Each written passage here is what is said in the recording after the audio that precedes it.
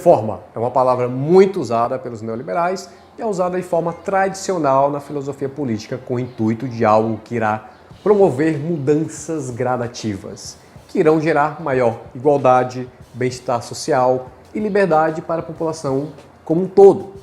Mas o que os neoliberais eles fazem, na verdade, é promover uma série de transformações que cortam direitos, reduzem drasticamente os benefícios sociais do Estado e consolidam uma sociedade muito mais injusta e desigual.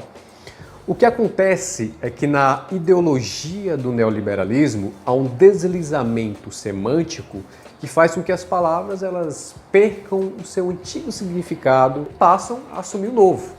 E, em alguns casos, claramente, esse significado ele é antiético. Nesse sentido, as reformas sofridas por nossa sociedade nas últimas décadas são, na verdade, contra-reformas, cruéis e acentuados processos de involução social. Voltemos então à década de 1990, quando havia uma enorme mobilização por parte da mídia, analistas, instituições econômicas internacionais com suas ideias inspiradas no consenso de Washington. Inclusive, eu já falei aqui no canal, então se você tiver interesse, clique aqui no card acima, beleza? Pois bem, a ideia que eles vendiam era de que os países sul-americanos iriam se tornar os novos tigres asiáticos ao adotar essas tais reformas. Tais reformas essas que foram aplicadas e décadas depois, o que nós presenciamos foram cortes brutais no orçamento público, demissões em massa de servidores do Estado e também redução dos direitos trabalhistas. E isso tudo tinha um nome, chamava-se racionalização do setor público, que a título de exemplo foi aplicado a fio por Fernando Collor e foi prosseguido por FHC.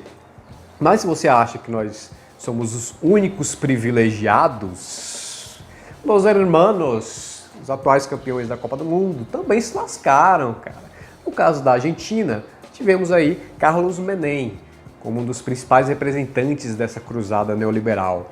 E as consequências aí foram drásticas. Apesar dessas consequências, lembre-se que a culpa nunca será dessas políticas, e sim do excesso de gastos. Por isso, se vocês querem um país desenvolvido como os States, o arroxo fiscal é a melhor solução. E com esse discurso, Michel Temer ele cria o teto de gastos, que inviabiliza investimentos em vários setores, que, de certa forma, é bem contraditório. Porque se nós quisermos nos tornar tão desenvolvidos quanto os desenvolvidos, nós temos que fazer o que os desenvolvidos fazem, que é investir. O que nos faz perceber o quão irracional é esse pensamento neoliberal. Até rimou, né? Então, contudo, pessoal, os porta-vozes do neoliberalismo, eles dizem que é necessário para atrair os investimentos e reduzir ou simplesmente eliminar os impostos que afetam grandes empresas e grandes fortunas. E o que tem de gente que cai nesse discursinho, cara, essa coisa de louco, né? O que eu vejo é de operários lascados, assim como eu e você, falando coisas do tipo: reduzir impostos vai gerar mais emprego. Ou impostos sobre grande fortuna vai fazer com que os investidores eles saiam do país. Então você consegue observar a gravidade disso, mostra claramente que a propaganda criada por essa gente está funcionando. Então a verdade que nós podemos tirar disso tudo é que as reformas neoliberais elas falharam miseravelmente, primeiramente porque elas não promoveram o crescimento econômico estável como elas haviam prometido. Segundo, porque não conseguiram aliviar a situação de pobreza e exclusão social que prevalece na nossa região como produto do colapso do modelo de industrialização por substituição de importação e crise da dívida. E terceiro, está longe, cara, de se fortalecer as instituições democráticas, assim também como a sua legitimidade popular.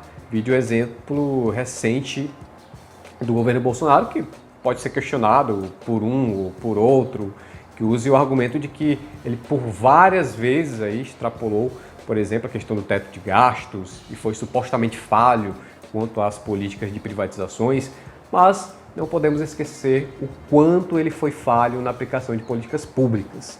né, o que acabou forçando com que ele usasse a verba pública unicamente com os fins eleitoreiros. Mas, obviamente, caso ele fosse reeleito, as políticas de ajuste fiscal iriam pesar mais especificamente sobre o pobre, assim como os trabalhadores das instituições públicas e privadas, cumprindo aí o papel do neoliberalismo, que é de enfraquecer e desacreditar as instituições, assim como a própria democracia.